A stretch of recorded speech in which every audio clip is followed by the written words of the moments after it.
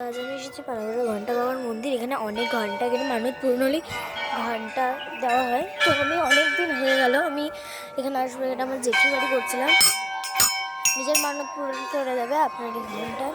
আপনি শুধু ইচ্ছা পূরণ চাইবেন, ইচ্ছা যদি পূরণ হয় তাহলে একটা করে ঘন্টা বেরিয়ে যাবে। চারিদিকে ঘন্টা লাগবে, যেদিক দেখবেন ঘন্টা লাগবে। ঘন্টা ছাড়া কিচ্ছু পাবেন না, সব বড় বড় ঘন্টা লাগবে।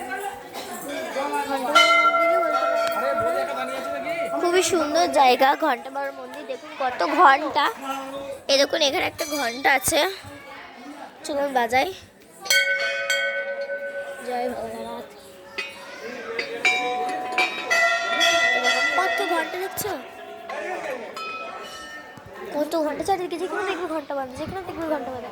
ঘন্টা দেখো, ঘন্টা, সব ঘন্টা, কত ঘন্টা। এই দেখো কত বড় ঘন্টা, দেখো। চলো বাজে আওয়াজ কর।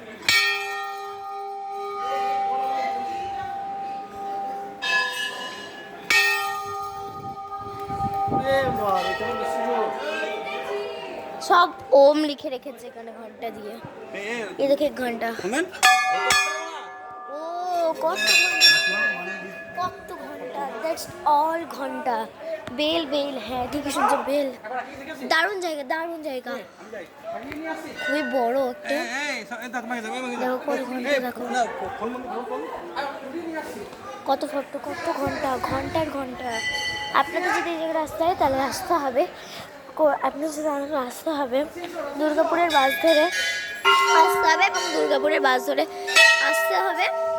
তারপরে সেখান থেকে পানাগড়, হনুমানজি, আপনাকে দুর্গাপুরের একটা বাস ধরতে হবে, অথবা একবারে যদি পানাগড়ের বাস পান পানাগড়ের বাসে চলে আসবে। তারপরে আমি বলবো ঘন্টা বাবার মন্দিরে যাবো।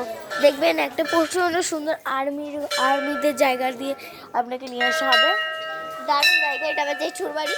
আমি এসেছি আমার জেঠুর বাড়ি আসার আমার অনেক দিনের প্ল্যান ছিল। কত ঘন্টা দেখুন, ঘন্টার ঘন্টা, ঘন্টার ঘন্টা, ঘন্টা ঘন্টা। আমি নিজের মানত পূরণ করেছি, বাবার কাছে নাকি সব মানত হয়, আর ভোলেনাথ তো বটেই তার সঙ্গে।